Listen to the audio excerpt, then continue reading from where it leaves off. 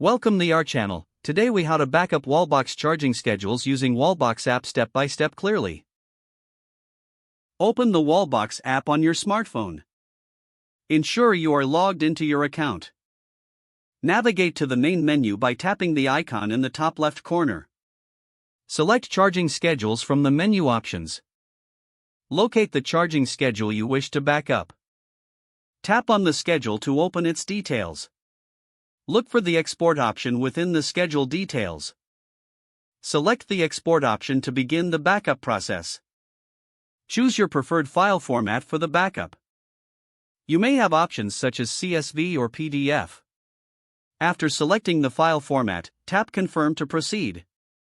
The app will generate the backup file shortly. Once the file is ready, you will receive a notification. Tap the notification to download the backup file to your device. Ensure the file is stored in an easily accessible location. Consider uploading the file to cloud storage for additional safety. Your charging schedule backup is now complete.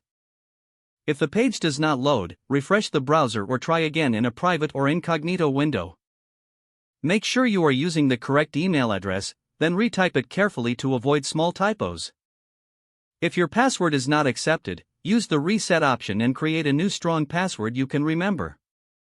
Check your spam folder for verification or security emails, then complete any requested confirmation steps. Enable two-factor authentication if available to improve account security and reduce unauthorized access risk. After signing in, review your profile details so your contact information and settings are accurate and current. If you see an error message, note it down and try again after restarting your device and internet connection. Log out when you finish, especially on shared devices, to keep your account and payment information secure. If the page does not load, refresh the browser or try again in a private or incognito window. Make sure you are using the correct email address, then retype it carefully to avoid small typos. If your password is not accepted, use the reset option and create a new strong password you can remember. Don't forget to like this video and subscribe to our channel for more step-by-step tech guides.